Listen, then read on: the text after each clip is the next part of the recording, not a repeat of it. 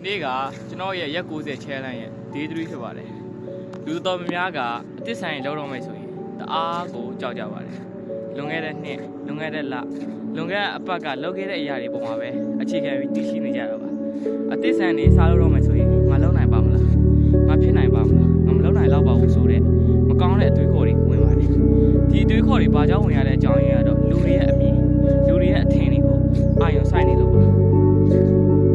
လူတွေရဲ့အထင်မြင်တွေအာရုံစိုက်နေသေးတော့ကိုလုံးရင်တဲ့ဟာတွေကဖြစ်လာမှာမဟုတ်ပါဘူးလူတွေကမင်းကိုထင်မြင်ချက်တွေကိုလူတွေကမင်းကိုထင်မြင်တယ်ဆိုတာကမင်းတိုးတက်သွားမှာမင်းကောင်းသွားမှာမင်းပြောင်းလဲသွားမှာတအားဆိုးရင်လို့ပါအဓိကကတော့ကိုကပြောင်းလဲတော့မဲ့ဆိုရင်သူတို့နဲ့ရှင်ပြိုင်ရမှာမဟုတ်ပါဘူးကိုနဲ့ကိုရှင်ပြိုင်ရမှာပါဘာလို့ကိုနဲ့ကိုရှင်ပြိုင်ရမလဲဆိုတော့လူတော်များများကမင်းစီကိုဝင်လာတယ်ပြီးတော့ပြန်ထွက်သွားတယ်တကယ်မင်းနဲ့မင်းကြံနေတာမင်းပါပဲမင်းခန္ဓာကိုမင်းစိတ်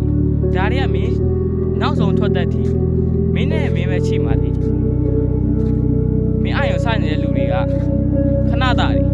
ဒါတွေကိုမေ့ထားလိုက်ကိုနဲ့အမြဲရှိနေမဲ့လူနဲ့ရှင်ပြိုင်ကြည့်ပါဒါဆိုရင်တော့မင်းပိုကောင်းတဲ့လူတွေကဖြစ်လာမယ်လို့မျှော်လင့်ပါတယ်